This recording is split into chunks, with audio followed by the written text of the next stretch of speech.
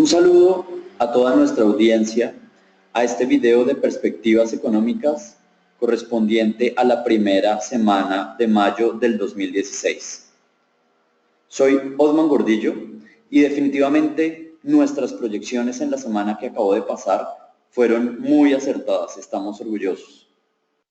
Por esta razón queremos compartir este orgullo con ustedes y los invitamos a que nos ayuden a difundir nuestra página en YouTube, los links de nuestros videos, porque queremos llegar a la mayor cantidad de espectadores semana a semana. Igualmente, agradecemos nos hagan llegar sus comentarios, sus puntos de vista y opiniones a los correos que van a encontrar al final de esta presentación. Bueno, sin duda, el hecho de la semana que acabó de pasar fue la Reserva Federal y lo que consideramos su toque dovish en el comunicado oficial. Pero este tema ya lo vamos a analizar en detalle más adelante en este mismo video. Por lo pronto, creo que el tema acá interesante es que en la próxima reunión de la Reserva Federal se viene lo que se conoce como el Brexit.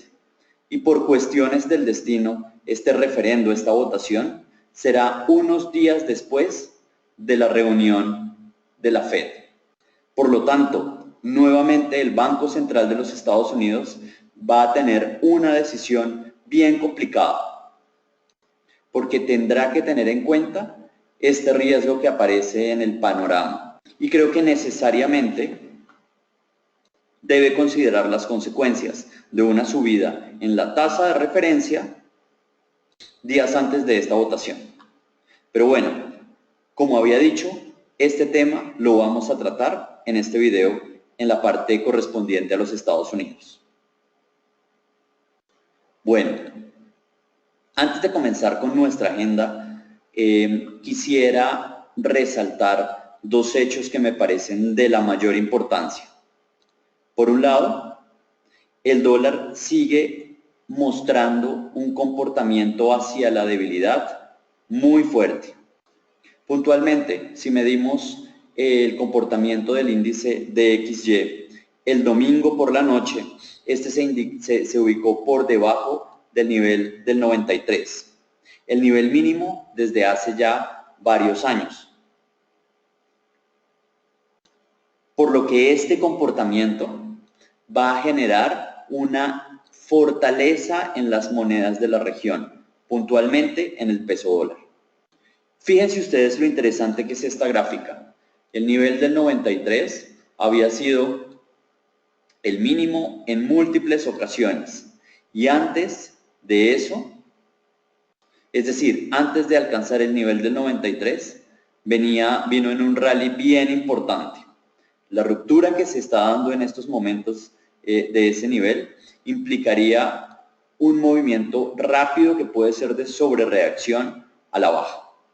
Bueno, el segundo hecho que me parece que hay que tener muy en cuenta en estos días, sobre todo en esta semana que inicia, es el movimiento del petróleo. Básicamente, tenemos una tendencia al alza que consideramos muy clara y el objetivo que hemos planteado desde hace ya varias semanas se ubica en los 47. Quisiera resaltar que este movimiento del WTI lo hemos predecido adecuadamente. Y en estos momentos, nuestro objetivo principal no cambia. Bueno, ahora sí, empecemos con la agenda de esta semana.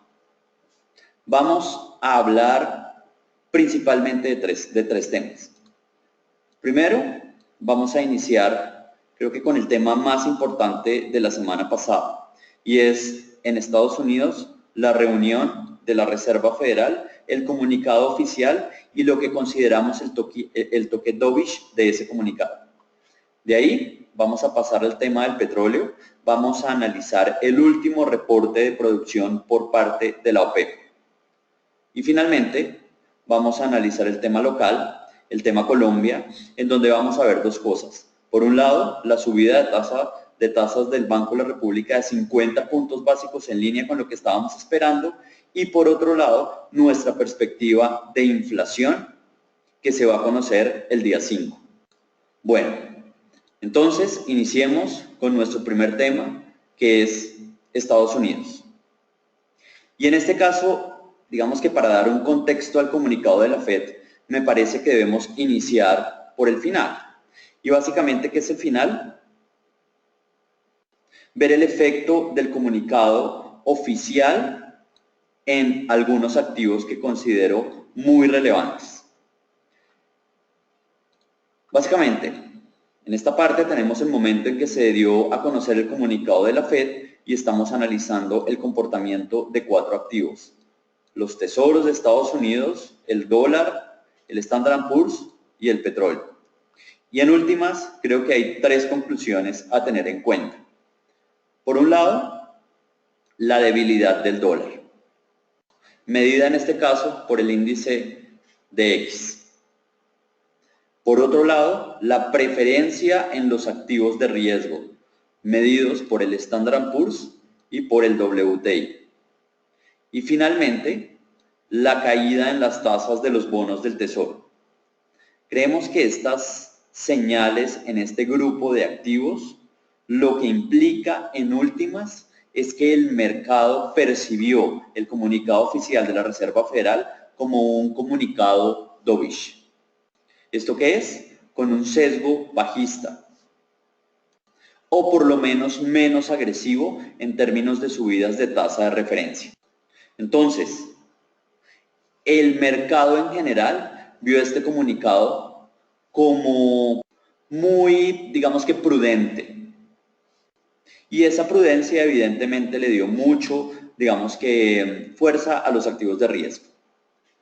Ahora veamos el comunicado en sí. Y acá puntualmente estamos analizando varios de los párrafos y tratamos básicamente de aislar las partes del lenguaje que implican un comportamiento más agresivo en subida de tasas y un comportamiento menos agresivo en subida de tasas. Vamos con la primera parte. Básicamente, en el primer párrafo, creemos que se hace una clara referencia a la debilidad de la economía. Primero, se dice que la inflación está menos presionada al alza. Segundo, se hace, a mi juicio, evidente la idea que el mercado de vivienda está un poco más débil que antes. Finalmente, como tercer punto, se asegura que la economía, digamos que es un poco menos fuerte que antes. A mi juicio, todo el primer párrafo tiene un toque claramente menos agresivo en subida de tasas. Bueno, segundo párrafo. Creo que es la única referencia que soporta una subida de tasas. Y es básicamente lo que algunos analistas toman como la evidencia para decir que en junio podría haber un ajuste. Y es la eliminación de las referencias de debilidad global en el comunicado. Claramente, a mi juicio, esta es una señal bien importante, pero lo más importante del comunicado viene en el siguiente párrafo, prácticamente al final del mismo. Y es que se asegura que las subidas de tasa serán graduales y por un tiempo largo las tasas van a permanecer bajas. Esto claramente es prácticamente, digamos que un uso del mismo lenguaje que se usó en el comunicado pasado correspondiente al mes de marzo. Y esta frase que está subrayada en rojo es lo que nos hace pensar que el tono del comunicado es enteramente, digamos que bajista o menos agresivo hacia el alza. ¿Cuál sería la idea clave acá?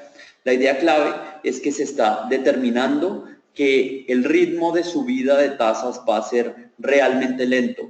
Se dijo lo mismo en el anterior comunicado y ahora se dice lo mismo en el último comunicado. Por lo que la perspectiva de subida de tasas en las últimas dos reuniones básicamente no ha cambiado. Y esto, a mi juicio, es la conclusión más importante de todo el comunicado. Bueno, finalmente, digamos que en términos de votación, se mantiene el voto, un solo voto a favor de la subida de tasas. Básicamente es una sola persona que se ha mantenido en las últimas votaciones como soportando o sustentando un ajuste en las tasas de referencia de ese país. Eso básicamente no cambió. Ahora, el siguiente punto que me parece interesante acá es, bueno, ¿y los mercados o el mercado qué está esperando? Después de esta reunión, ¿cuándo se espera que se dé la próxima subida?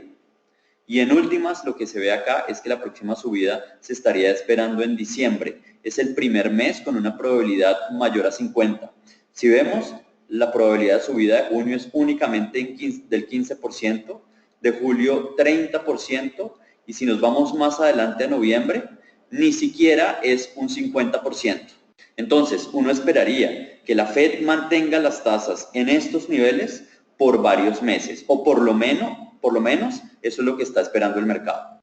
Y esta diapositiva en general, esta percepción de cuándo se van a subir las tasas, creo que es otra señal muy clara de un lenguaje, digamos, menos agresivo en términos de subida de tasas usado por la Fed en el comunicado. Bueno, ahora miremos un poco más hacia adelante.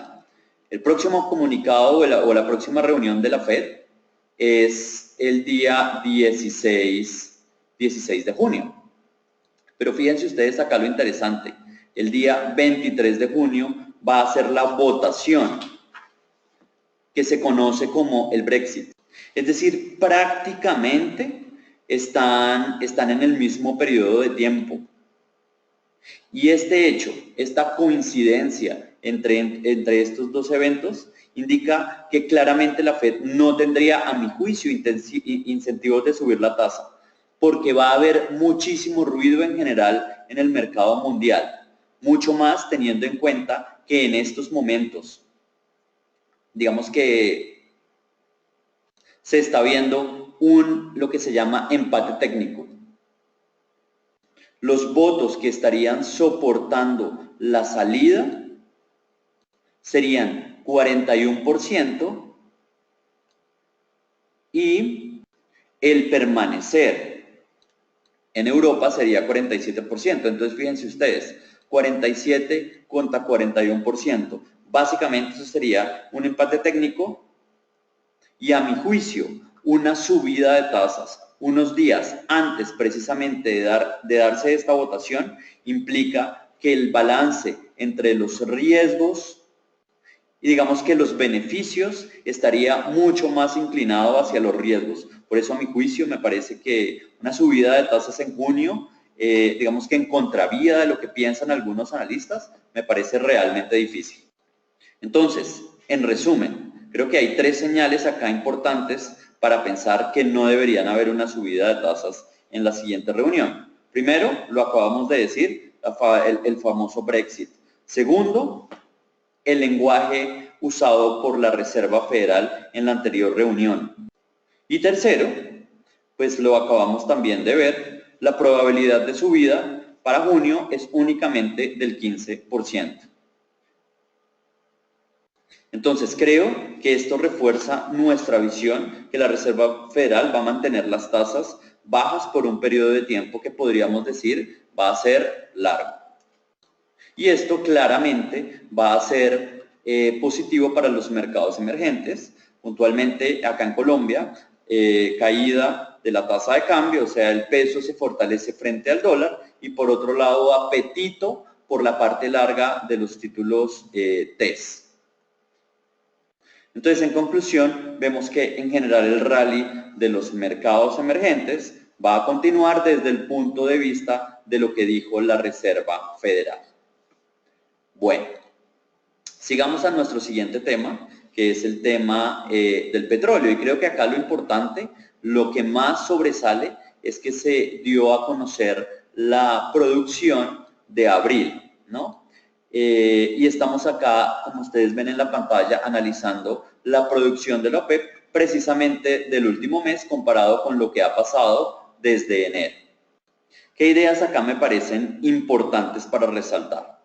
Lo primero, digamos que desde el punto de vista general aumentó la producción. Si miramos la comparación de enero a abril y de marzo a abril, ambas cifras aumentaron. Como quien dice, abril en últimas fue un mes de aumento de la producción de la OPEP. Y en gran medida, esta publicación de un mayor aumento en la producción fue lo que ha hecho, digamos, retroceder el precio del WTI en la última jornada. Ahora, ¿por qué subió la producción? Básicamente vemos dos actores importantes. Por un lado, Irán, ya se conoce, está aumentando su producción de una forma, digamos que más fuerte que el resto de los productores del grupo, precisamente porque las sanciones comerciales pues ya se acabaron. Y por otro lado, Arabia Saudita también contribuyó al aumento de la producción, teniendo en cuenta que era un evento totalmente, a mi juicio, esperado. Es más, en el video de hace 8 días mencionamos que después del fracaso de la reunión de productores OPEP, no OPEP, era muy probable que Arabia Saudita aumentara precisamente su producción para tratar de equilibrar lo que estaba haciendo Irán y para tratar de evitar perder porción de mercado. Ahora, la compensación vino por parte de Kuwait. Precisamente este evento también estaba esperado, porque como todos sabemos, hubo un paro y ese paro pues básicamente afectó momentáneamente la producción. Para aclarar, el paro ya fue solucionado. Finalmente Venezuela mantuvo su producción básicamente intacta y lo que se está diciendo es que en los próximos meses Venezuela va a comenzar a reducir su producción por problemas internos. Ahora, ¿qué es lo que quiero resaltar acá y qué es lo que quiero, digamos, que aclarar, que me parece muy importante? Básicamente, lo que pasó con Irán, lo que pasó con Arabia Saudita, lo que pasó con Kuwait y lo que puede pasar con Venezuela son eventos que el mercado ya conocía, no son para nada eventos nuevos. Y estos eventos, este aumento de la producción, creo que no debería afectar el precio del WTI, digamos que de una forma drástica. Creo que eso es lo más importante que todos tengamos en cuenta cuando se habla del último reporte de producción. Porque básicamente he oído muchos comentarios relacionados con que es que la producción está aumentando, que Arabia, que Irán, pero básicamente todo esto que estamos viendo en este cuadro es algo que ya el mercado estaba esperando. Bueno, acá, digamos que a pesar de las noticias fundamentales, hasta ahora lo más importante vienen a ser los niveles. Y claramente quisiera, digamos que mencionar 3 puntos principales. El primero es que si ustedes han seguido nuestros videos semana a semana, este movimiento prácticamente que desde acá lo hemos venido, digamos, esperando, hemos venido hablando de él y lo más importante ha sido muy acertado. Segundo punto, la tendencia claramente está en modo alcista.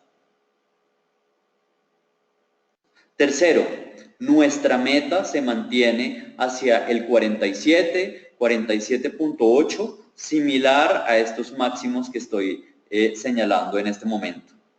Y finalmente, algo que mencioné en la anterior diapositiva, la caída que se está presentando a partir del viernes, a mi juicio, es únicamente un respiro, por lo que, o debido a que lo publicado en el tema de la OPEP, en términos de producción, a mi juicio, no es nada nuevo. Es más, ya lo hemos mencionado en este mismo video en la semana pasada y hace 2 semanas.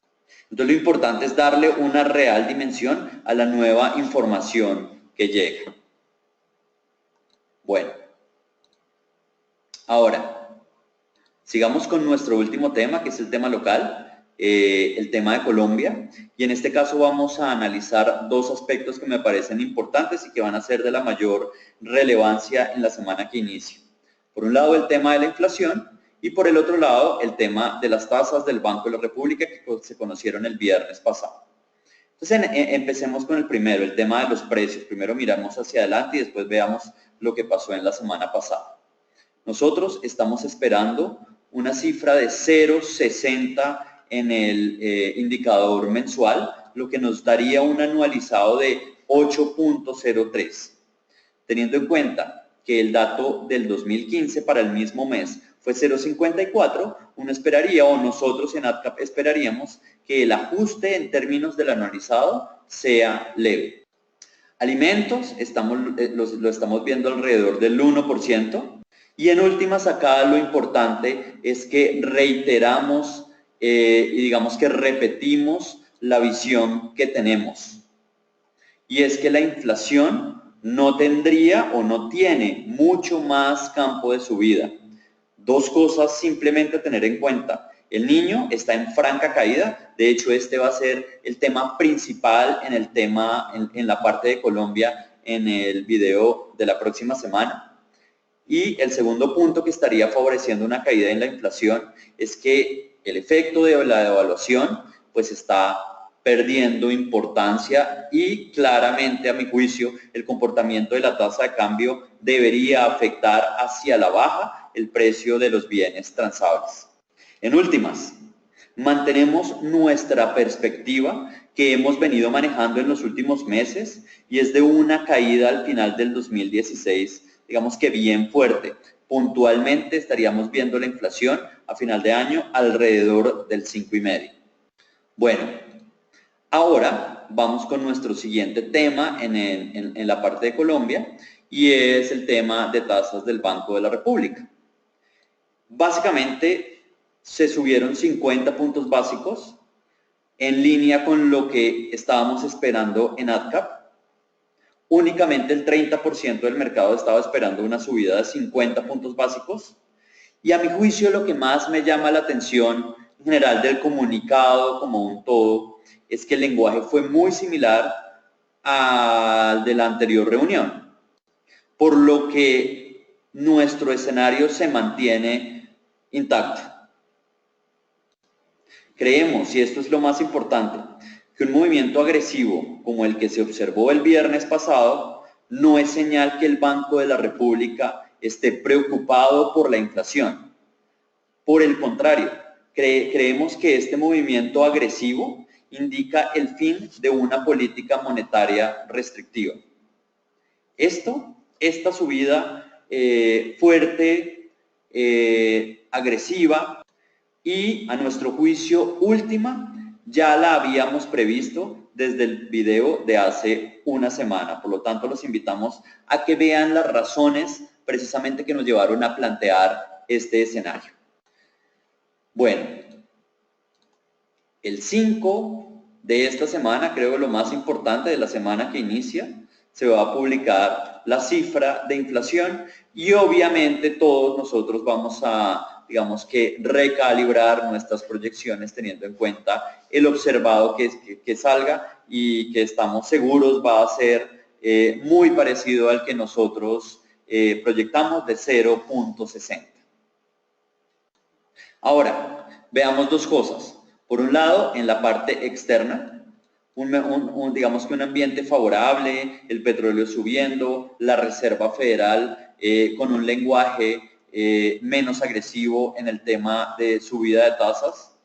Y por otro lado, un Banco de la República subiendo, y esto en últimas lo que va a llevar es que la curva se aplane aún más. Creo que esto es la implicación más importante en términos de mercado.